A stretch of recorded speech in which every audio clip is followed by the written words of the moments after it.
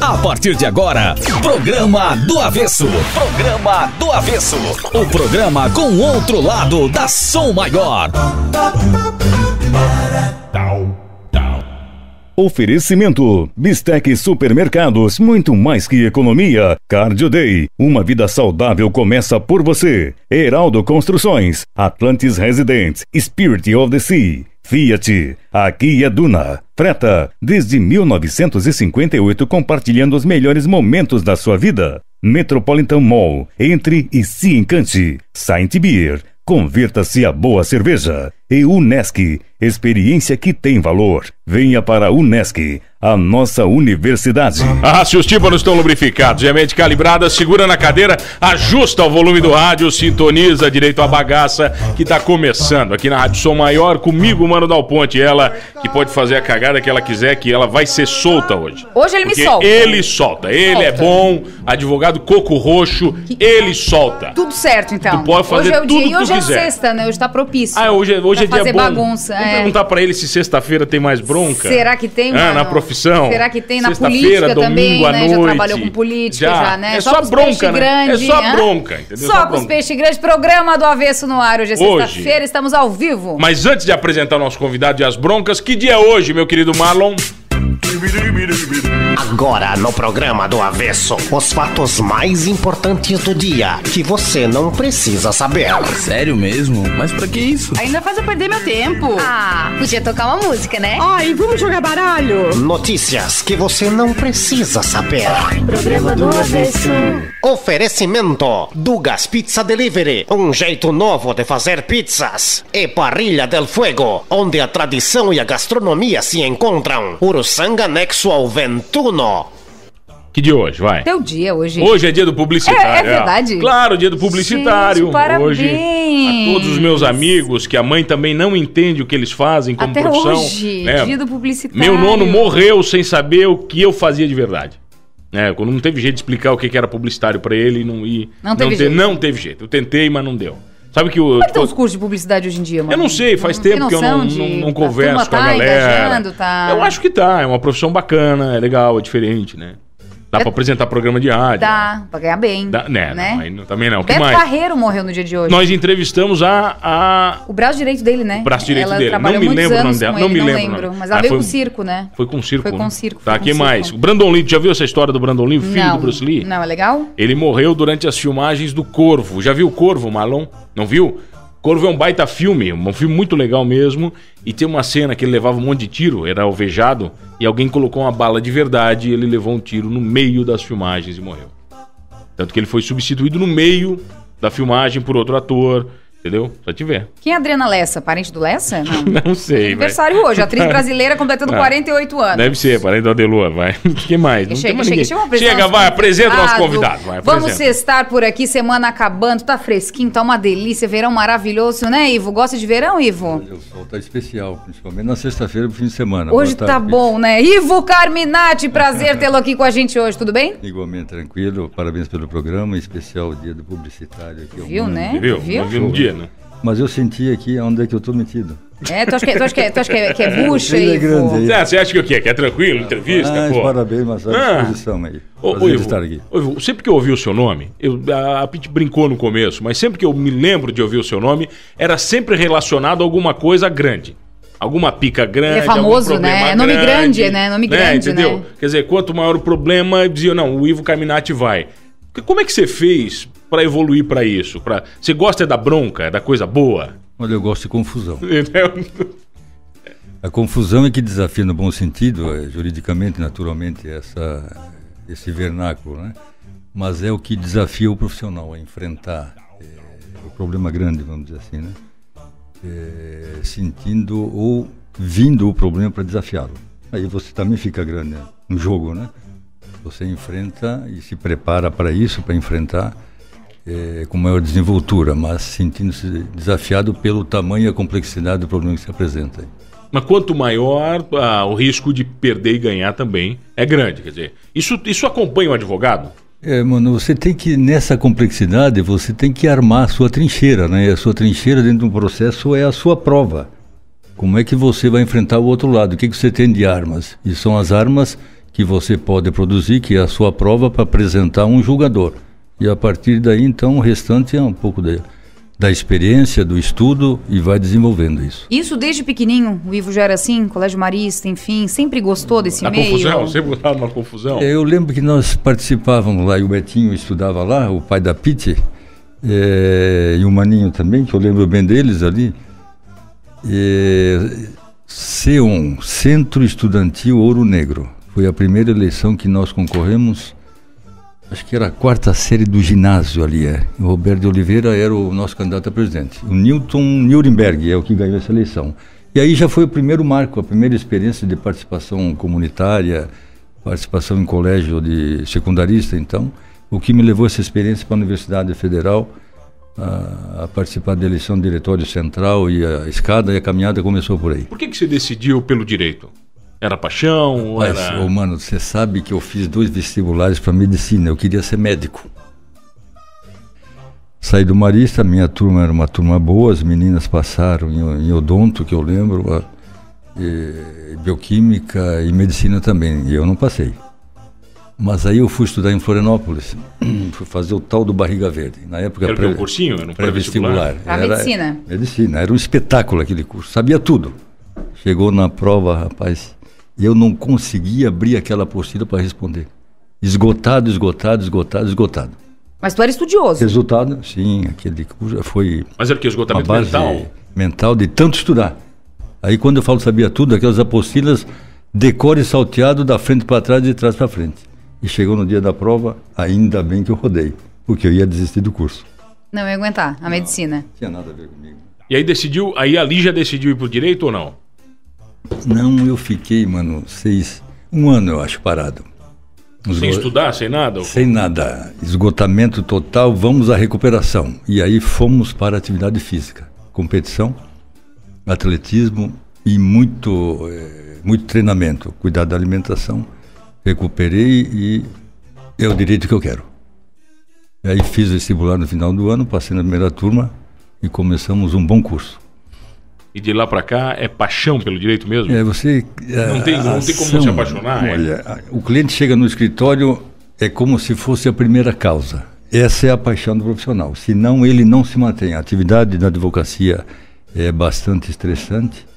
Por isso você tem que gostar, você tem que casar com ela, porque te obriga, além da atualização, estar permanentemente ligado no processo, na prova. E cada caso é um caso, Ivo? É meio que tipo uma história de amor, assim, cada um tem a sua, às vezes pode ser parecidas, porém tem algo ali que é sempre exclusivo. Tem alguma coisinha diferente, isso aí, Pete. Tem as variações, tem os incidentes que aparecem no decorrer do trajeto, que é a tramitação processual, e o profissional tem que ter a sua experiência e a sensibilidade daquele caso, porque ele é o caso, é a vida do cliente, é o caso do cliente. Para o cliente é a coisa mais importante que ele tem na vida. E para o profissional ele tem que saber fazer essa distinção. O advogado, ele antes de ser advogado, ele precisa ser um psicólogo, Ivo. Porque quando o cara chega, eu imagino, quando o cliente chega, ele não chega na paz para conversar contigo, ele já chega com problema, ele já chega desesperado, já chega imaginando que o mundo dele acabou muitas vezes. É sem normal conhecer o vocabulário jurídico, né? Daí você fora vai, essa parte aí mesmo, aí, complicado. É difícil. Como é que o cliente chega para você? Olha, o dia a dia da advocacia te ensina, né? Tem vulgarmente conhecido que tem que abraçar o cliente, né? Tem que fazer com que o cliente se sinta na casa dele e protegido pelo profissional. Aí você adquire, além da confiança, a confidência. A partir daí, então, é o que você diz, tem que ser um pouco de psicólogo, entender a dificuldade do cliente, se colocar na cadeira do cliente, para ver como é que você reagiria diante desse quadro, desse cenário, e volta a dizer a vida dele. E a partir daí, então, a tua experiência desenvolve. Mas você falou da confidência, tem muito cliente que mente para advogado? Tenta engambelar o advogado? Olha, tem um esperto lá, né? Tem sempre que quer dar uma de malandrão? Na área do crime é o seguinte, que é onde a gente atua também bastante. Me conta a história real, porque se você não contar a história real, o promotor na audiência vai te apertar, ele vai saber que você está mentindo e o juiz vai entender isso.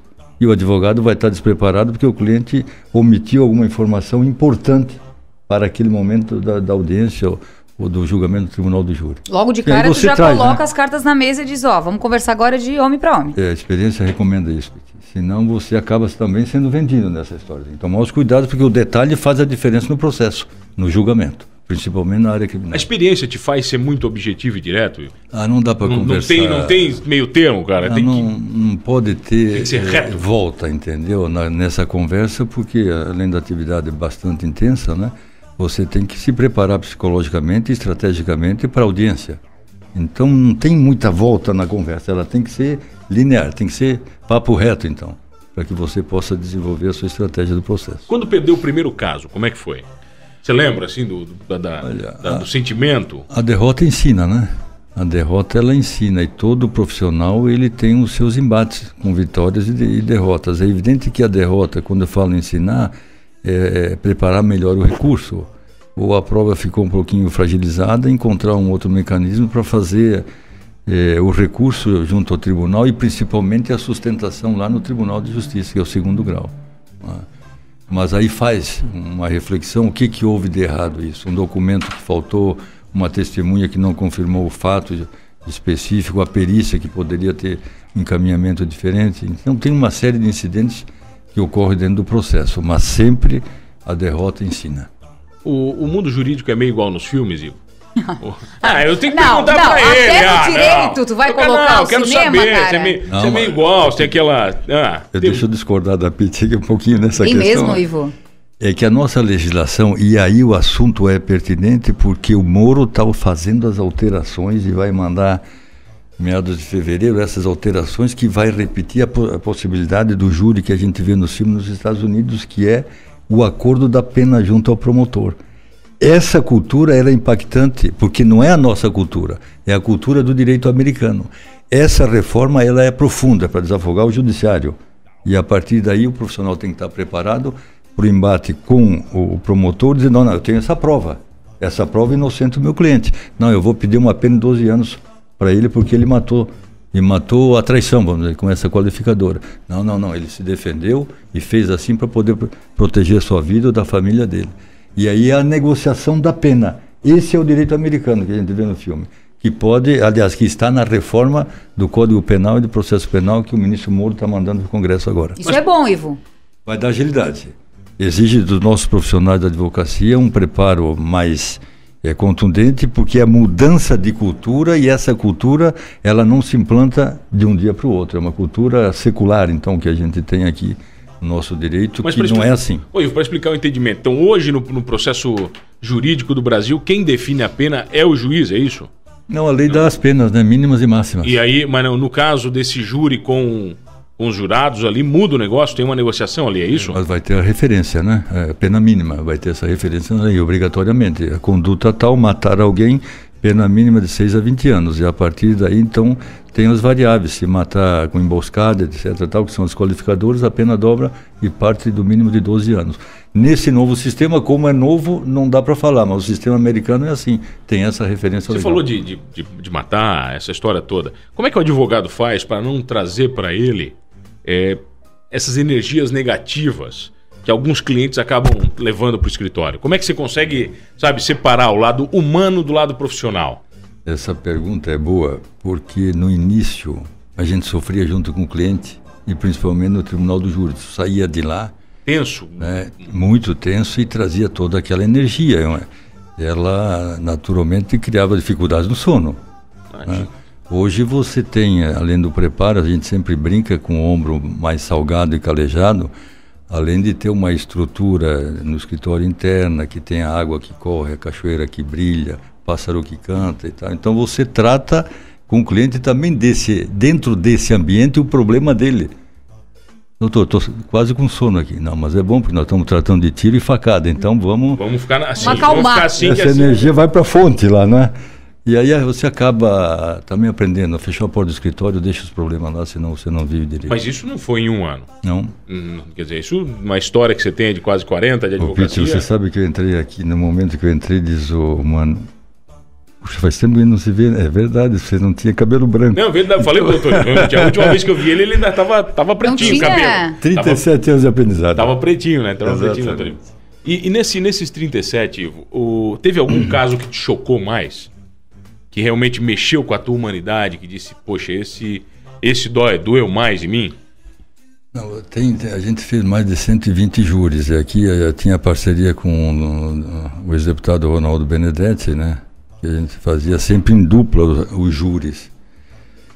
Mas tem sim, a gente mexe com essa gurizada, né, infratora e tal, que não tiveram oportunidade na vida, e sabe que a responsabilidade profissional, sabendo que a liberdade e a vida daquele guri está na tua mão, e você tem 2 horas de defesa no tribunal de júri, todo o processo anterior que já foi feito, instrução, colheita de prova, etc.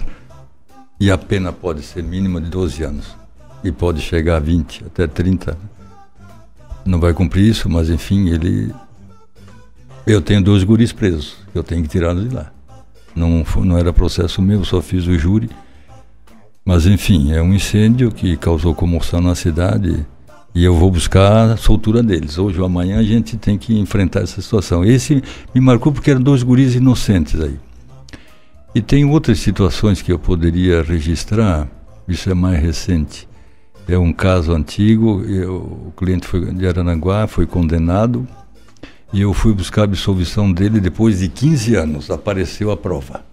E ele não estava dirigindo e matou uma pessoa no acidente e deixou a outra paraplégica. Depois de 15 anos eu consegui fazer a revisão criminal no Tribunal de Florianópolis, isso ano passado, e consegui a absolvição dele. Isso é marcante e gratificante para o profissional. E a prova apareceu e era a prova presencial que mudou de cidade e ninguém mais tinha contato com ela. Um belo dia chega na loja da mãe, como é que foi o teu filho lá, como é que ficou? Não, foi condenado, indenização, danos, responsabilidade civil, arruinou a família, está cumprindo pena até hoje. Não, mas ele não estava dirigindo. Não, como não estava dirigindo? O juiz disse que ele estava dirigindo. Quem estava dirigindo era a moça, não era ele. E aí, então essa versão verdadeira chegou ao escritório, refizemos todo o trabalho numa ação de revisão criminal e obtivemos por unanimidade. E são as câmaras criminais reunidas no tribunal, foram 13 votos a 0. Boa vitória. O que é ética do ponto de vista jurídico, Ivo? É trabalhar com a realidade. E a realidade muitas vezes não é o conto de fada, é isso que você quer dizer, né? É. Não é essa a historinha que todo mundo conta? Não, você não precisa mexer nos fatos, você não precisa mexer na prova, ela tem que ser encadeada dentro da tua estratégia jurídica e que reflete o máximo possível a conduta do agente, né? E aí me refiro de novo ao aspecto criminal. O que precisa contornar é não passar o limite da moral, né? Da ética, dos bons costumes. Então, você fala de mentir, mudar, exatamente, aí sim. Mexer a versão. Aí você não está traduzindo o que você se comprometeu, né? De sempre fazer a justiça social através do direito, de sempre fazer a defesa da liberdade através do direito. E ter paz consigo, com a sua consciência. Fiz o melhor de mim, deu errado, mas empreguei todos os meios possíveis e todo o meu conhecimento, toda a minha experiência. Você tem que estar bem consigo. Mas já negou muito algum caso, Ivo? Tipo, não, esse não dá. Esse não vai ser pra mim. Olha, eu não advogo mais eu advoguei pouco então para a área de traficantes, não advogo mais, porque eu acho que ele faz muito mal à nossa gurizada, né, nossa juventude.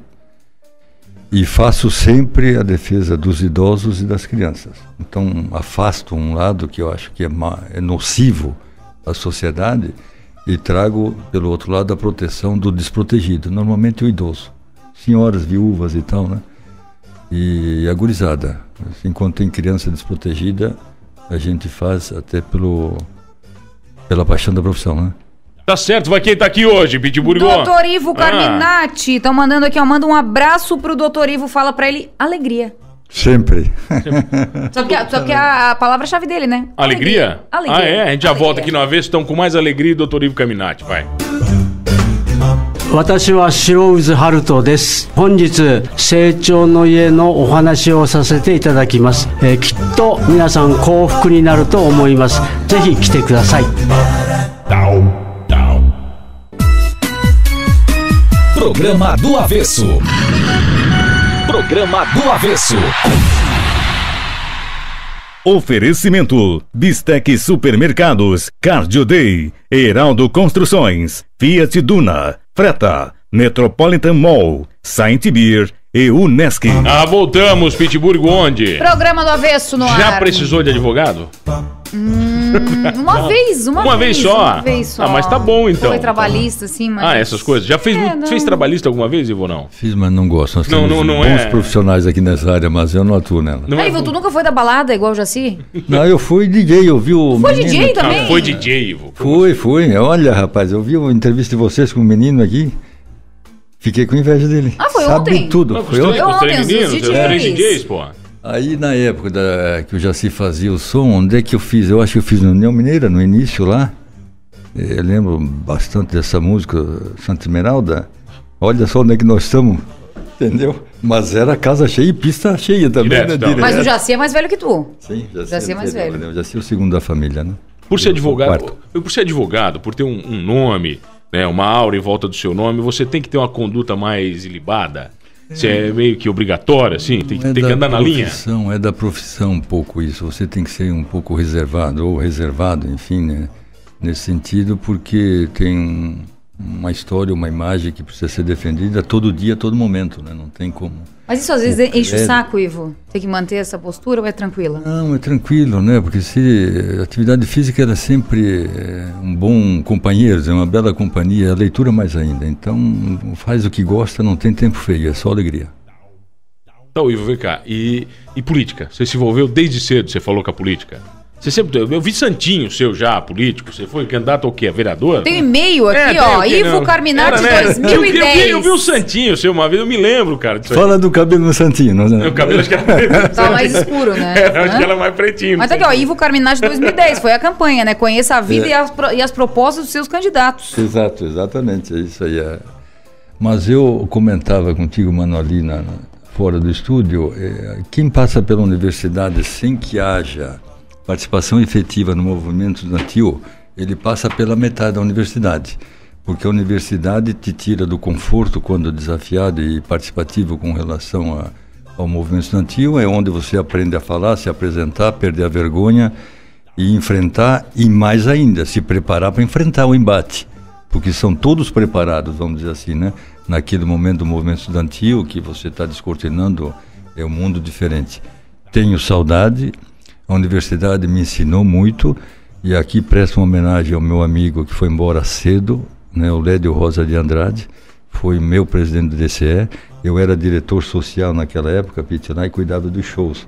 MPB4 nós levamos na época em 80, 77, 78, 75, por aí, era o auge naquele momento. Enfim, a universidade me ensinou muito.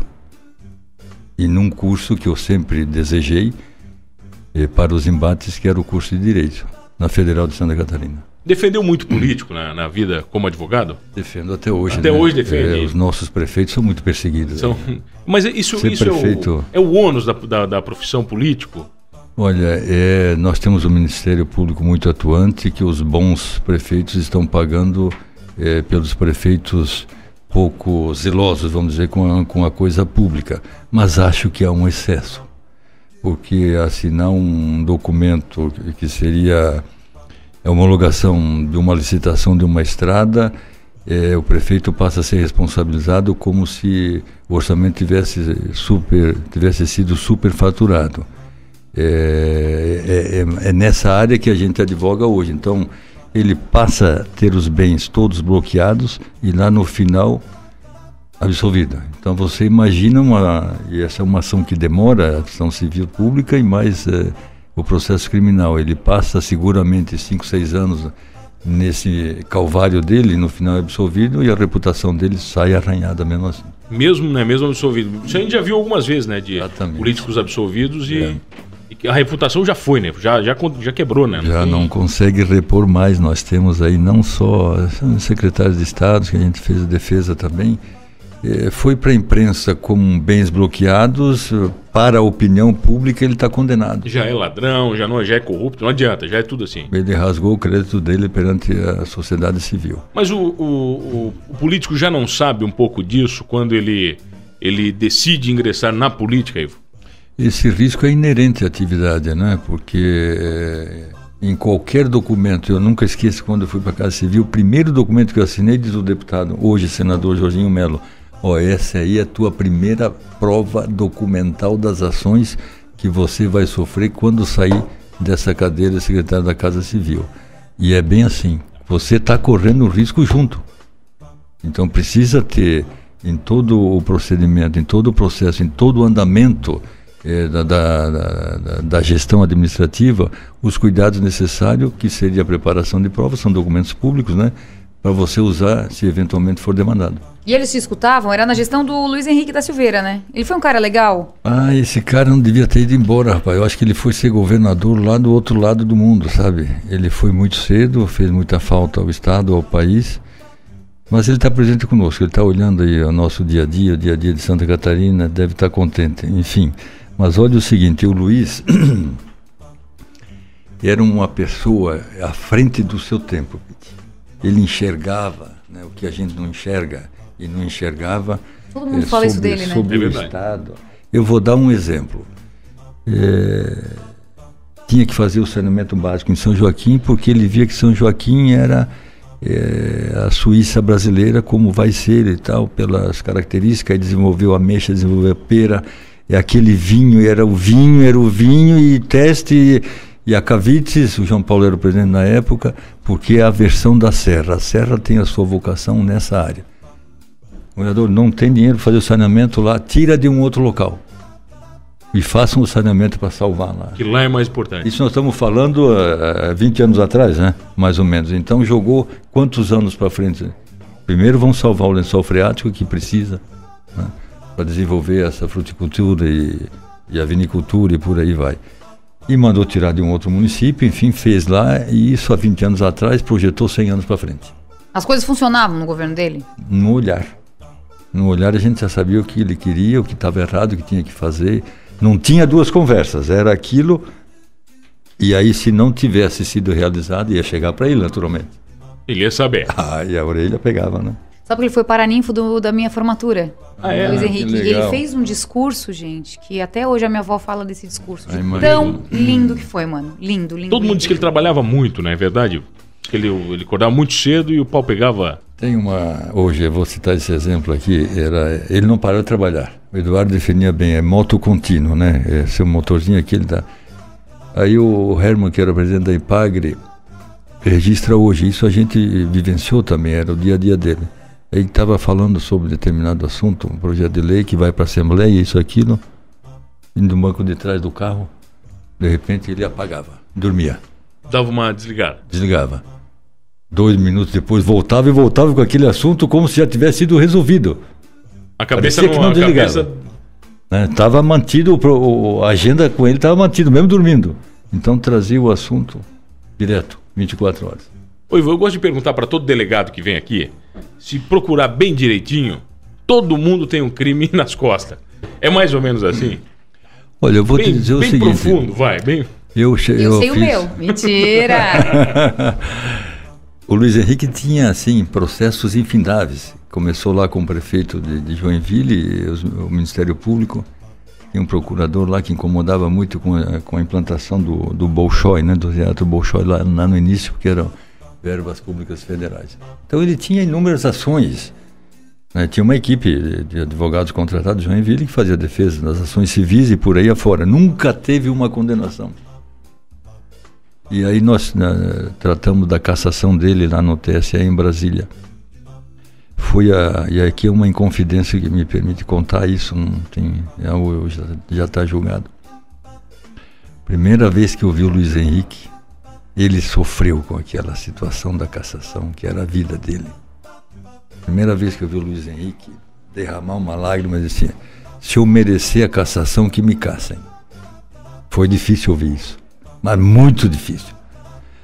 Governador, então o senhor me permite, estou deixando a secretaria agora e vou ajudar a coordenar esse trabalho, essa equipe de profissionais de Brasília, que era o Fernando Neves e outro profissional lá que fez a defesa. E conseguimos fazer a reversão da cassação, que estava 4-3, acabou ocorrendo por unanimidade a absolvição dele. Foi a grande vitória que ele teve na vida, digamos, a vitória pessoal dele, né? No sentido de encerrar a carreira dele como um governador cassado de um crime que ele não cometera. Isso é mais doído ainda. Felizmente Deus é grande e foi absolvido. Ô Ivo, e o que é mais difícil para um advogado? No exercício da profissão.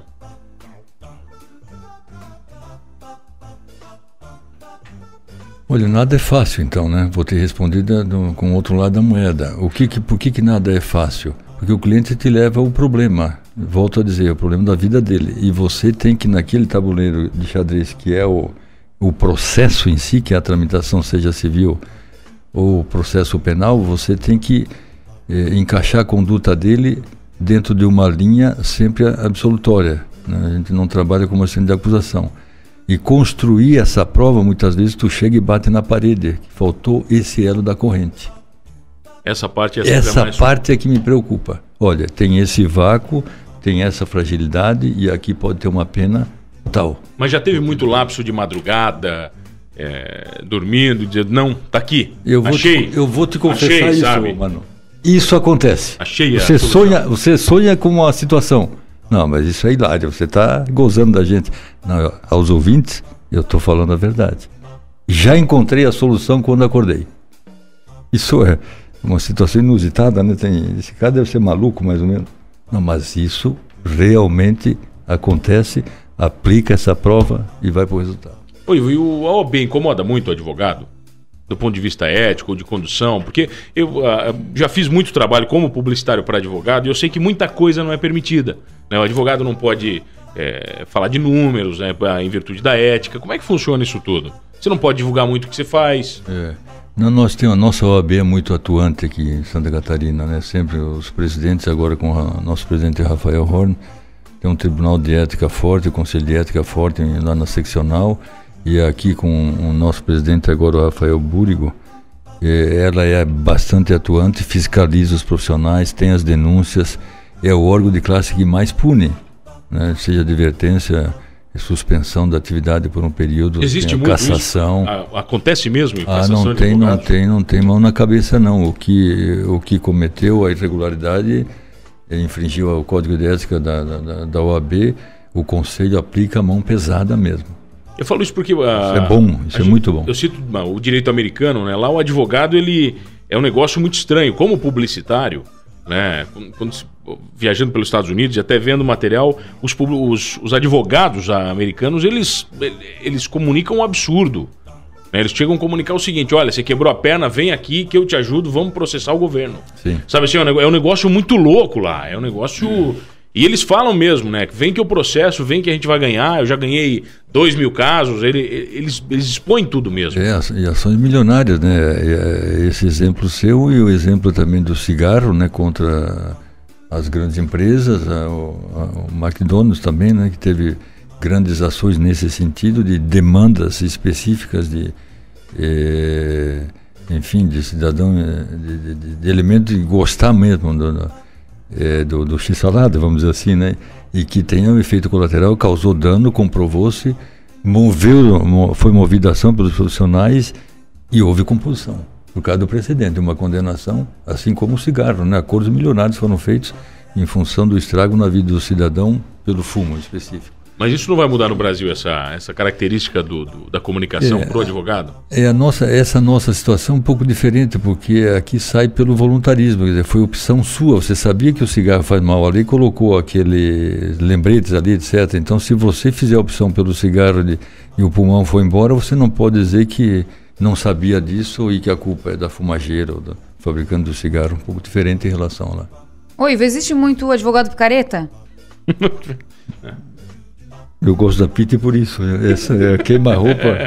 Não, mas toda profissão. A gente ouve falar. Ao nosso ouvinte, aqui a gente vira alvo fixo, mas é bom, exatamente pela resposta dela. Faz vocês pensarem. Mas eu te respondo da seguinte maneira: o nosso Tribunal de Ética aplica severamente as penalidades previstas na lei aos advogados que têm desvio de conduta, né? E a partir daí pode levar até a cassação da sua inscrição na OAB. Portanto, pune os que passam a linha ética e da seriedade, sim. Registro os meus parabéns para a pauta de hoje. Dr. Ivo Olha. Carminati, costumo dizer que tive o prazer de fazer 2 faculdades, uma normal e outra trabalhando com ele. Foram 12 anos, aprendi muito vendo e o acompanhando. Hoje sou advogado e professor universitário no curso de Direito da Unesc e devo muito à pessoa e profissional que é. Hoje faço júris, 62 júris, e aprendi vendo o Dr. Ivo. Obrigado pela oportunidade, Leandro Alfredo da Rosa. Esse é o cara, meu amigo acima de tudo, trabalhando muito tempo junto. O Léo era um parceiraço no Tribunal do Júri, grande professor e grande advogado e grande tribuno. É legal Obrigado, Léo. ver essa galera, essa gurizada que trabalhou contigo e alçou novos voos e hoje em dia são todos colegas? É muito legal você ver assim pessoas dedicadas como o Léo foi, né? Tantos outros que passaram por ali. O Fábio foi nosso, hoje é conselheiro federal, meu amigo, passou por lá também. Você sente que está deixando, volta mano aquela história, um legado, enfim, você transmite um pouco da sua experiência e do seu conhecimento. Ele não pode ser seu, ele é da sociedade. E essa meninada aprende um pouquinho com os cabelos brancos da gente, é bom, a gente fica gratificado com isso. Nessa história toda, doutor Ivo, o senhor parece ser um homem sempre muito controlado. Desde que eu conheço o senhor, sempre pareceu. Mas já perdeu... de onde? Não, da vida, foi meu assim? cliente.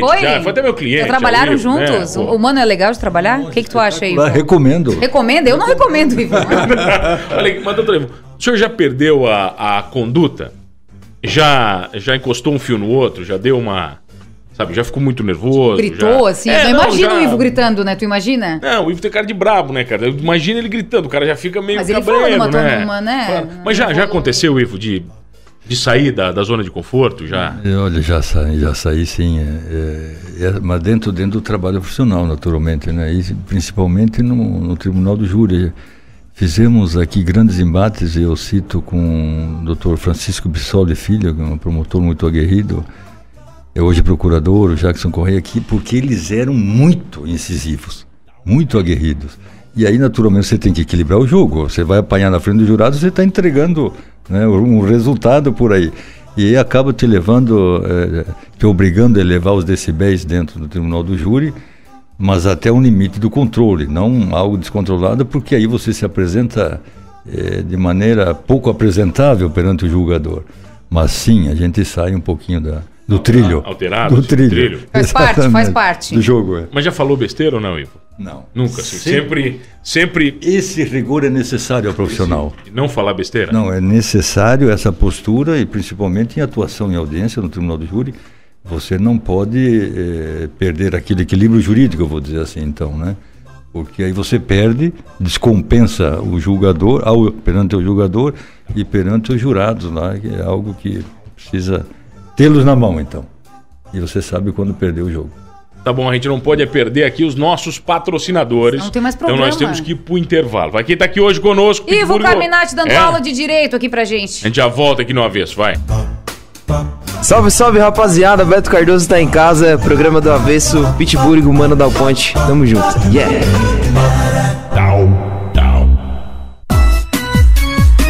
Programa do Avesso. Programa do Avesso. Oferecimento: Bistec Supermercados, Cardio Day, Heraldo Construções, Fiat Duna, Freta, Metropolitan Mall, Saint Beer e Unesc. Voltamos, Pittsburgh, onde? Programa do Avesso. Com quem? Hoje recebendo mais um Carminati, o Dr. Ivo, e tem só elogios aqui chegando pra ele. Vai. O Jonatas Roberge tá dizendo que o Dr. Ivo exala transparência e equilíbrio. Dos que conheço, é o mais. Privilégio ter ele como amigo e cliente. Opa, obrigado, meu amigo Janinha.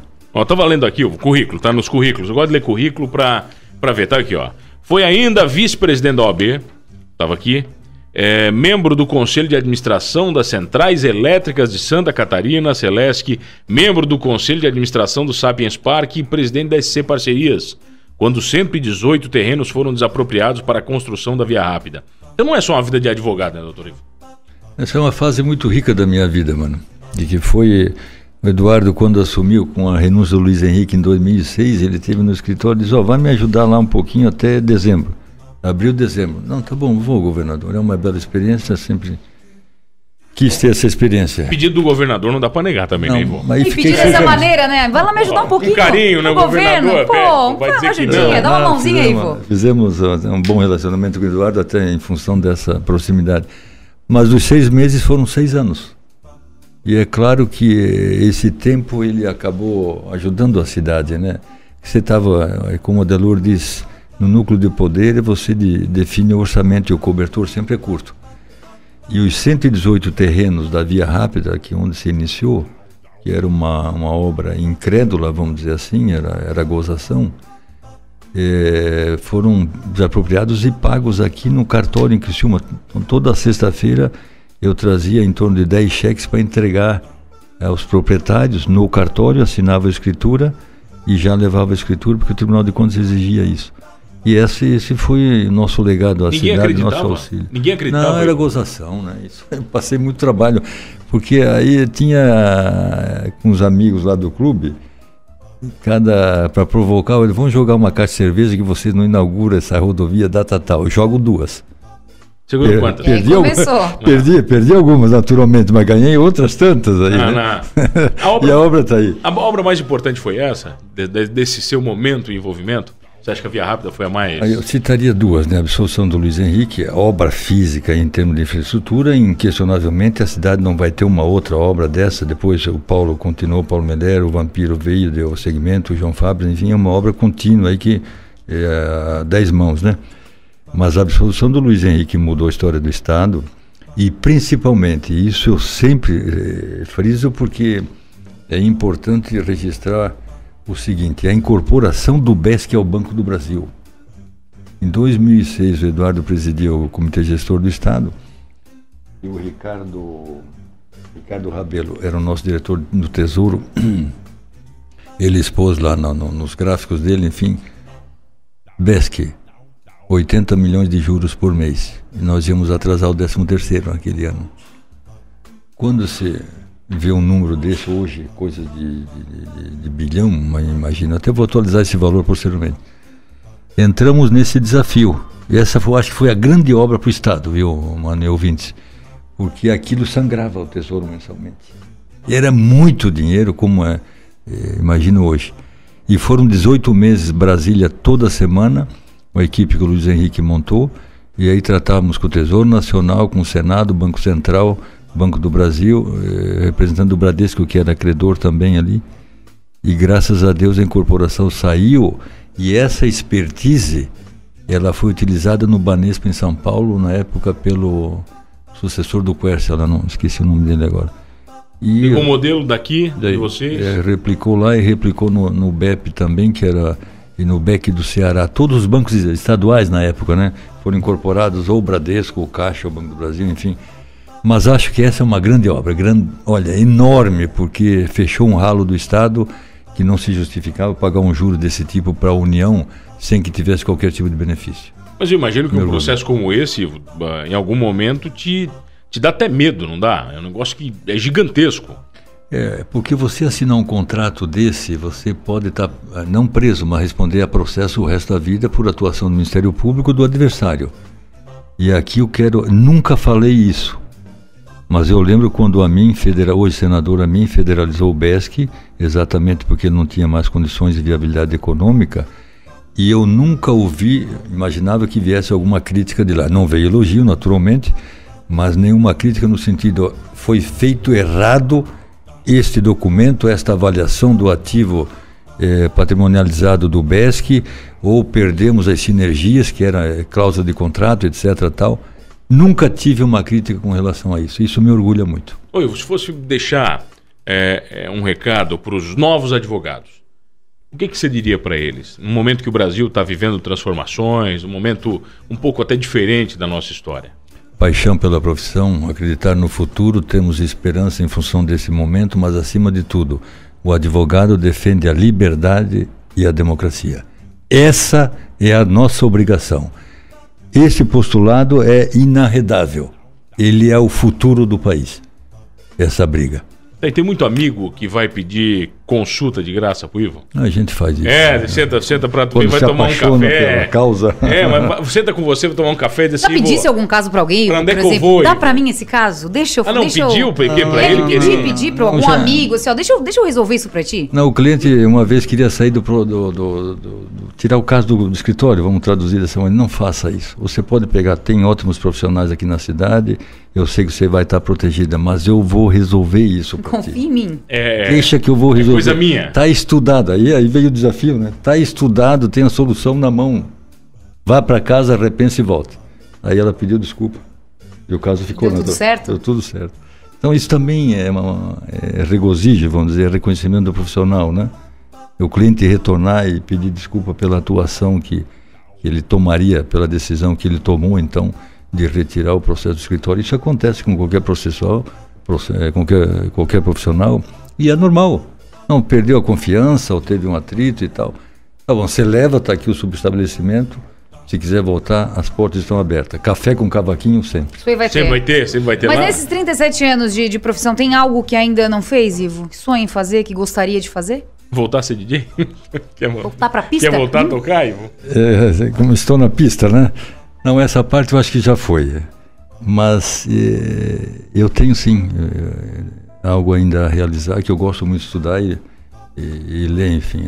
São 6 pós-graduação, mas tirar um período para estudar. Né?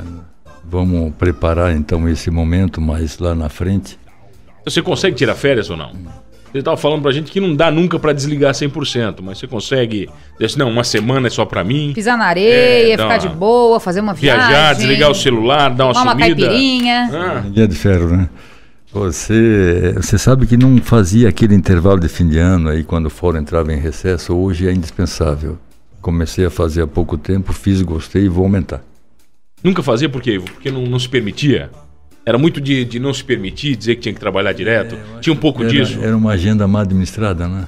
Coisa mal pessoal mesmo, assim, dizer que... Exatamente. Eu acho que nessa parte eu errei. Você tem que dar tempo às pessoas, aos profissionais, e tempo a si, né, para refletir, para voltar reenergizado.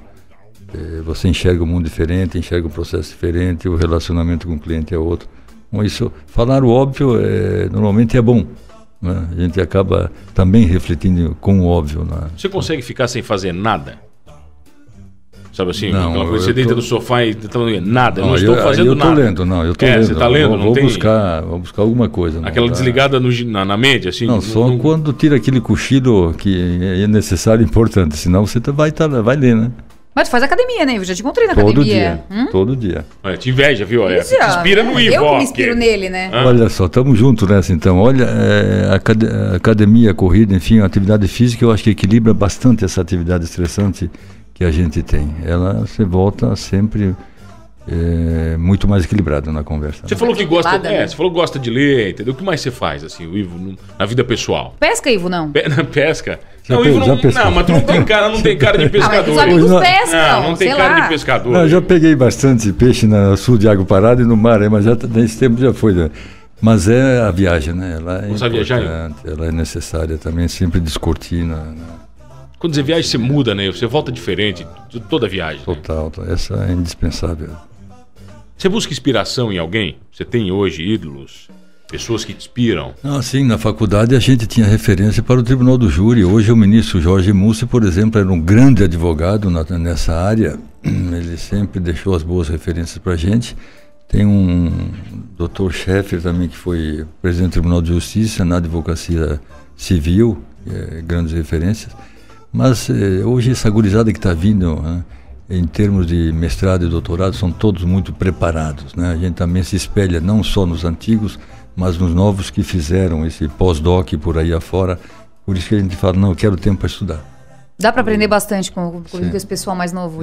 Por isso que eu vou lá na pós-graduação, é uma gurizada toda de profissionais, os professores são guris também, em relação a mim, né? Mas a gente vê o nível de informação, de conhecimento deles, assim, é algo invejável no bom sentido. Já deu aula? Que te estimula. Não gosta? Mas por quê? Não tem paciência? Não sei transmitir, eu acho que eu não sei transmitir, ou pouca paciência de desenrolar o raciocínio, enfim, até tempo, mas eu gosto de sentar no banco da escola. Isso é inverso, né? Mas aqui no Avesso transmitiu muito bem, viu? A entrevista foi uma hora, passou voando. Eu agradeço, Bit. Você falou de muita leitura, um livro bom pra quem tá ouvindo o Avesso. Não precisa ser jurídico, vai. Não, mas é jurídico. Mas é jurídico não dá, aí não dá.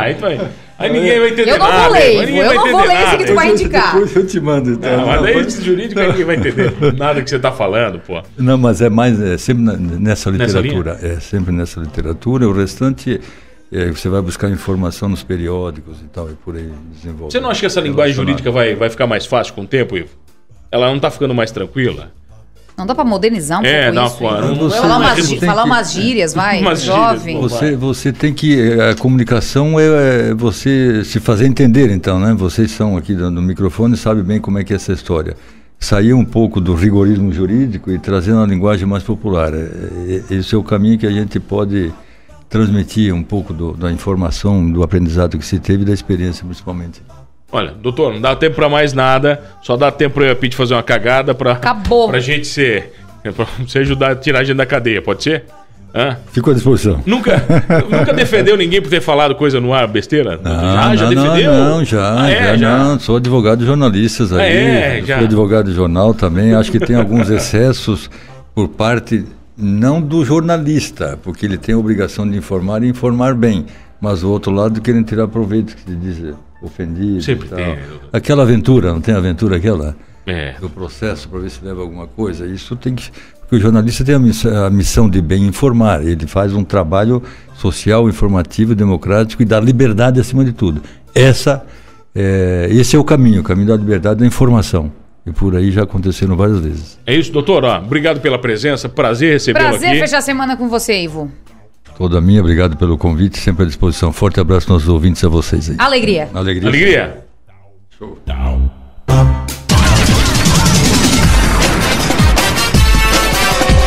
E mais uma vez o dia foi salvo, graças ao programa do Avesso e às meninas super poderosas, a Pete e o Mano. Até a próxima, pessoal.